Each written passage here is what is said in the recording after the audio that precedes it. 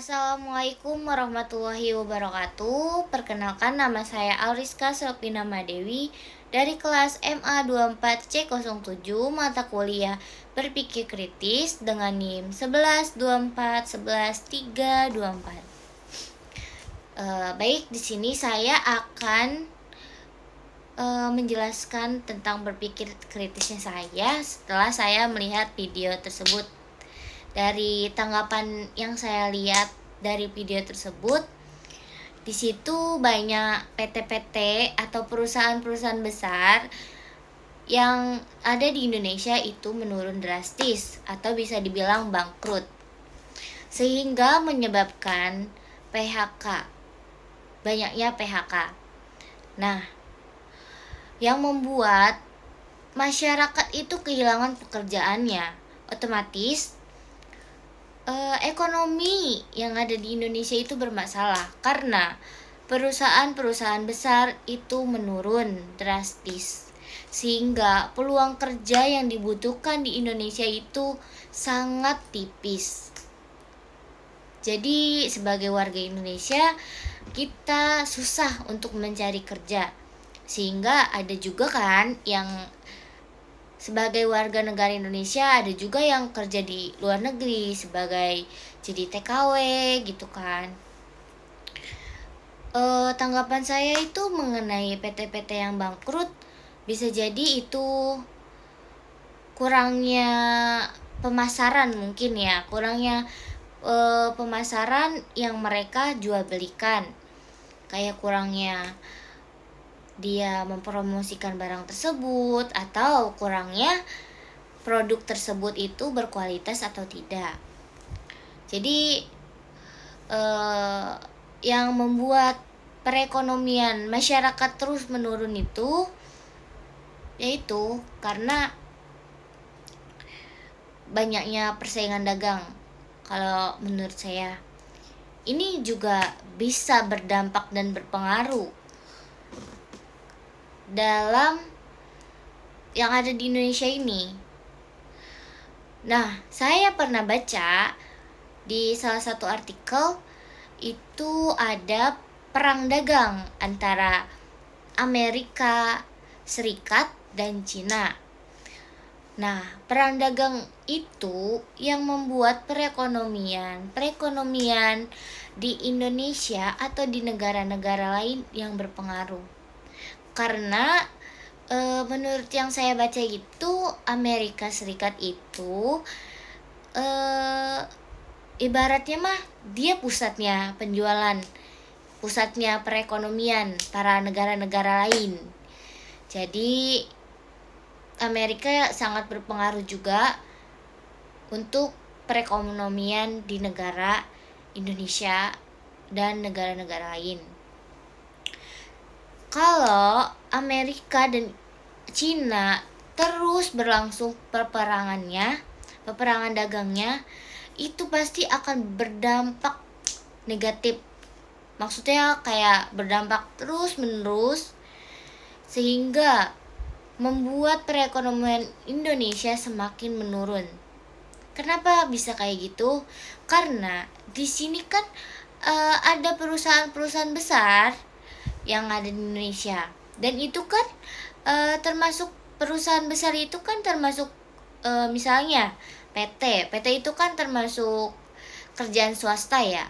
Kerjaan swasta itu kayak punya Jepang, punya Cina, ya sekitar kayak gitu. Nah, tapi itu bisa jadi yang membuat pemasukan produk atau yang diimpor dari Indonesia ke Amerika atau ke Cina, itu yang membuat persenan Indonesia semakin menurun.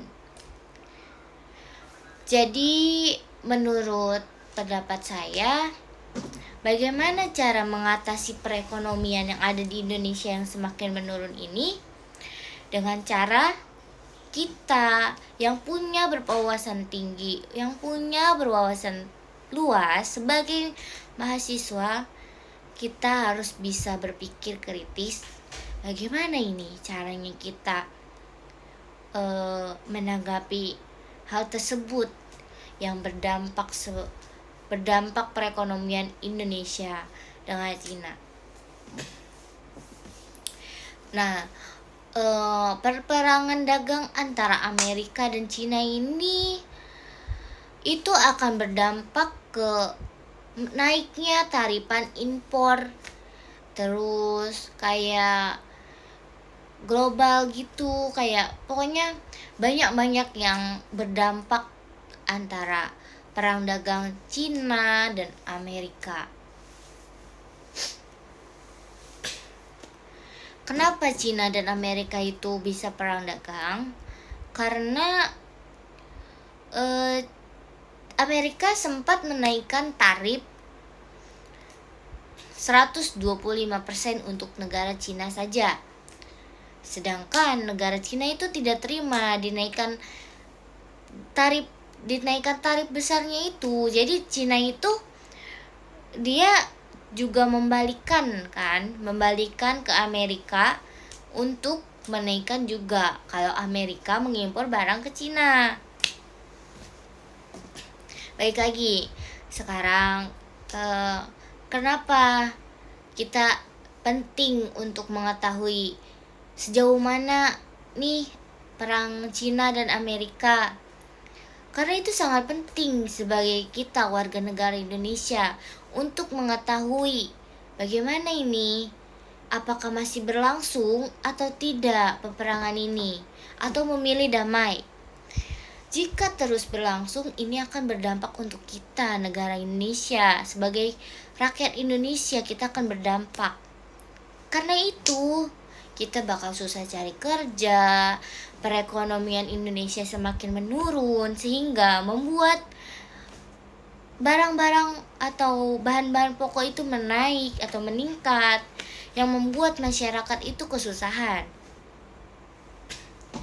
Bagaimana kita tidak punya pekerjaan, tapi barang-barang pokok atau bahan-bahan pokok seperti beras, telur itu naik? Kita harus bagaimana? Nah, makanya kita itu penting untuk mengetahui apakah perang dagang Cina dan Amerika terus berlangsung atau tidak. Semoga saja tidak berlangsung, karena ini pasti akan berdampaknya ke Indonesia dan negara-negara lain. Indonesia ini cukup kritis perekonomiannya, apalagi ditambah Cina dan Amerika perang dagang, membuat Indonesia semakin kacau, sehingga perusahaan-perusahaan besar di Indonesia itu menurun atau bangkrut, sehingga angka pengangguran di Indonesia itu semakin meningkat atau bertambah. Kita warga Indonesia itu pasti pusing untuk menerima atau memikirkan untuk menerima atas perusahaan yang udah besar itu tiba-tiba bangkrut. Bagaimana generasi selanjutnya untuk mencari pekerjaan, untuk dia bekerja kalau perusahaan Indonesia itu bangkrut? Mau kerja di mana kita? Jadi langkah yang diambil, mungkin kita bisa lebih peduli terhadap Indonesia. Kalau selama peperangan Cina ini masih berlangsung, langkah yang kita ambil, kurang-kurangin nongkrong-nongkrongnya, kurang-kurangin beli hal-hal atau barang-barang yang gak penting, karena kita gak tahu kapan kita harus benar-benar ada di situasi terbawah atau turun perekonomiannya, sehingga membuat kita susah membeli atau membeli bahan pokok makanan yang ada di Indonesia. Baik Pak, mohon maaf part 2-nya ada di sini karena durasinya kurang cukup. Oke. Jadi kita balik lagi tentang bagaimana perekonomian itu bisa menurun. Yaitu karena dampaknya dari perdagangan Amerika Serikat dengan Cina yang membuat pemasukan Indonesia itu berkurang. Jadi kita perusahaan yang ada di Indonesia itu mengimpor barang ke Amerika atau ke Cina itu susah karena Cina dan Amerika itu pusatnya perdagangan internasional atau global dari negara-negara lain termasuk Indonesia.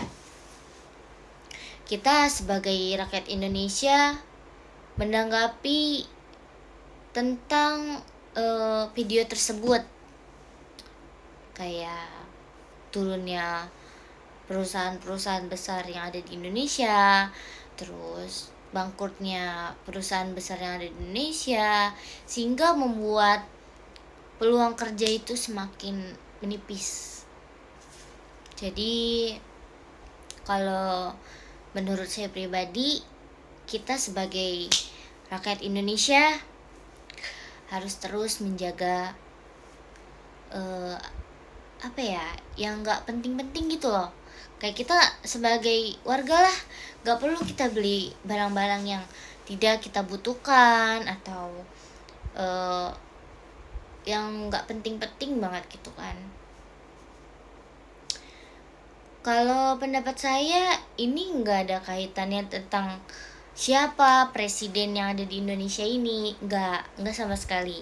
Ini nggak ada kaitannya. Kenapa semenjak dipegang Pak Prabowo itu perekonomian Indonesia itu menurun? Nggak, menurut saya ini tidak ada kaitannya sama sekali tentang siapa presidennya kita.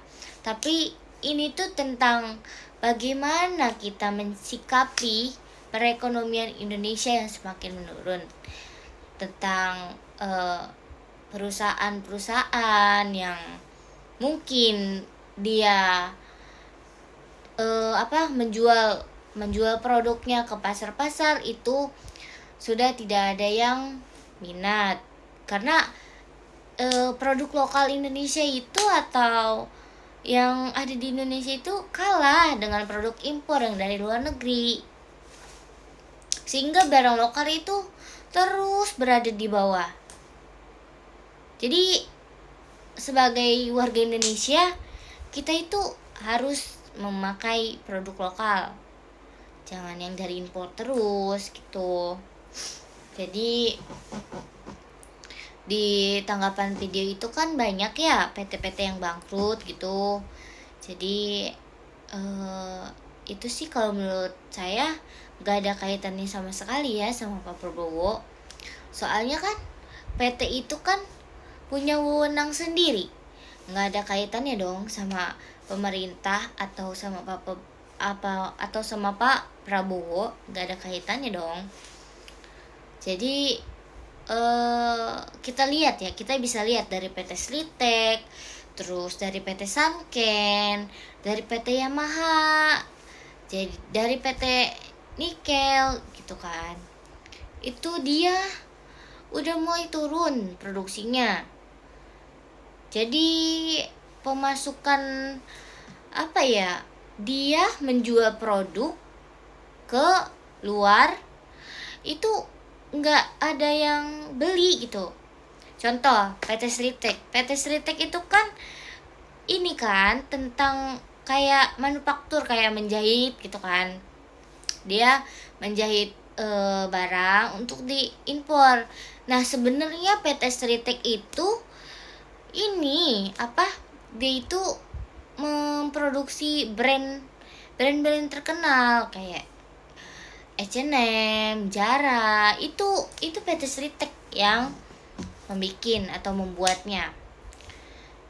PT Sritek juga dikenal sebagai pembuat seragam yang ada di Indonesia kayak polisi, TNI, itu mereka bikinnya di PT Sritek. Mungkin ya karena eh gak ada pemasukan untuk pemesanan yang bikin untuk bikin ini apa, baju tersebut di PT Sritek, sehingga PT Sritek itu memerlukan banyak customer. Mungkin kurangnya juga PT Sritek cara pemasaran dia, ya kan, cara pemasarannya untuk memasarkan produk tersebut, cara kualitasnya bisa jadi kan, sehingga membuat para customer itu tidak bertahan ke PT Sritek. Tapi saya juga nggak tahu sih kenapa atau sebabnya apa PT Sritek itu bisa bangkrut, karena saya juga bukan kerja di sana gitu. Jadi kita sebagai warga Indonesia gitu kan, pasti kita berpikir banget menanggapi PT-PT yang mulai bangkrut di Indonesia ini. Kenapa bisa itu penting bagi saya pribadi atau warga Indonesia? Karena saya juga di sini masih mahasiswa ya. Saya juga memikirkan jika saya lulus kuliah nanti dan banyak perusahaan-perusahaan besar itu sudah pada jatuh atau bangkrut, mau kemana saya cari kerja? Itu yang membuat saya bingung dan berpikir kritisnya itu kayak gimana. Jika perusahaan tersebut mulai menurun dan bangkrut, saya sebagai mahasiswa itu sedih, karena saya mikir bagaimana saya mencari pekerjaan tersebut jika perusahaan-perusahaan yang Indonesia itu menurun atau jatuh. Sehingga generasi-generasi selanjutnya itu kan pasti akan membutuhkan banyak peluang kerja kan, banyak membutuhkan tempat pekerjaan sebagai mereka yang baru lulus. Misalnya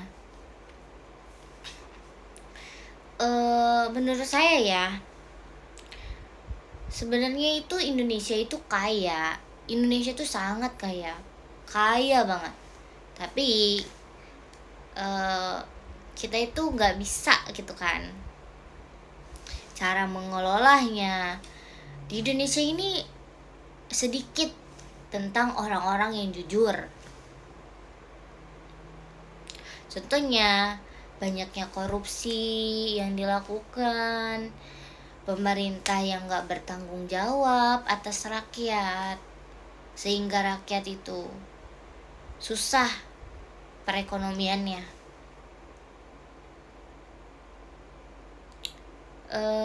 Membuat rakyat kesusahan, mau mencari makan susah, mau cari kerja susah. Kan banyak kriminalitas di Indonesia. Itu dampaknya juga dari ekonomi. Mereka kurang secara ekonomi. Makanya Indonesia itu terkenal kriminalitasnya. Banyak sekarang kasus-kasus pembunuhan, kasus-kasus penipuan, maling, perampokan. Itu dia karena dia gak ada kerjaan tetap, mau cari kerja juga susah, dia buat makan juga gak ada mungkin. Jadi ya dia mengambil jalan pintas gitu kan, dengan cara dia mencari rezeki yang gak halal, dan dia menghalalkan segala cara untuk baik Pak, part 3-nya ada di sini, jadi saya bikinnya ada 3 part gitu kan. Ya, saya melanjutkan materi yang tadi kan, melanjutkan berpikir kritisnya saya. Nah, tadi kan saya bilang Indonesia itu banyak kriminalitas, kriminal. Kenapa itu bisa terjadi? Ya, karena kurangnya perekonomian, turunnya ekonomi yang ada di Indonesia itu. Kayak mereka menghalalkan segala cara untuk untuk bisa memenuhi kebutuhannya mereka sendiri. Jadi sebagai warga Indonesia pasti tahu dong kenapa Indonesia itu banyak kasus-kasus kejahatan seperti maling, pembunuhan, perampokan, penipuan, koruptor gitu kan. Itu karena egoisnya para pejabat, egoisnya para petinggi yang ada di Indonesia. Kenapa bisa kayak gitu? Pejabat udah dikasih kerjaan enak, gaji juga udah cukup, tapi mereka masih kurang, Pak. Kan dia masih kurang dengan semua yang mereka miliki, sehingga mereka mengambil hak rakyat sendiri. Yang seharusnya hak itu untuk rakyat, jadi hak itu untuk kebutuhan pribadinya. Sehingga itu masyarakat Indonesia benar-benar kekurangan ekonomi, kekurangan segala pekerjaan. Itu akan berdampak juga. Kenapa perusahaan itu turun? Itu karena egoisnya para petinggi-petinggi yang ada di Indonesia, mengambil hak asasi orang, mengambil hak orang lain. Itu karena para petinggi-petinggi yang ada di Indonesia. Saya melihat sebagai mahasiswa, melihat sekarang Indonesia itu semakin kacau. Kenapa bisa kacau? Sekarang tuh banyak terkuak tentang pemerintah yang melakukan korupsi. Udah banyak banget itu yang terjadi, melakukan korupsi. Seharusnya sebagai pejabat itu merangkul rakyat, melindungi rakyat, membantu perekonomian rakyat, bukan malah kita mengambil hak sebagai rakyat gitu kan. Seharusnya hak ini diberikan kepada orang yang tidak mampu, tapi hak ini malah dimakan dengan pribadinya sendiri. Itu yang membuat kenapa masyarakat Indonesia ini terkenal dengan kriminalitas itu. Karena egoisnya para petinggi yang ada di Indonesia ini. Mereka enggak ada mikirin kayak, oh rakyat kecil nih. Enggak, mereka enggak gitu. Mereka itu cukup mementingkan pribadinya sendiri aja gitu. Jadi kayak ibarat lu punya uang, lu punya kuasa. Itu ada sih menurut saya. Kayak hukum bisa dibeli di Indonesia selagi dia punya uang gitu. Makanya itu kenapa banyak di luaran sana anak-anak pejabat atau yang merasa dirinya dari keluarga petinggi Indonesia atau pejabat itu sok petenteng gitu kan, merasa dia itu gue nih yang punya Indonesia misalnya gitu kan. Jadi kita cukup ini sih, kasihan tentang perekonomian ini yang sangat berdampak ke generasi-generasi selanjutnya. Semoga kedepannya kita mempunyai pemimpin yang jujur lagi, yang bisa merangkul rakyat. Dan untuk Pak Prabowo itu menurut saya kerjanya udah bagus sih ya, cuma bawa-bawaannya ini yang permainannya korupsi. Segitu aja tanggapan dari saya. Assalamualaikum warahmatullahi wabarakatuh.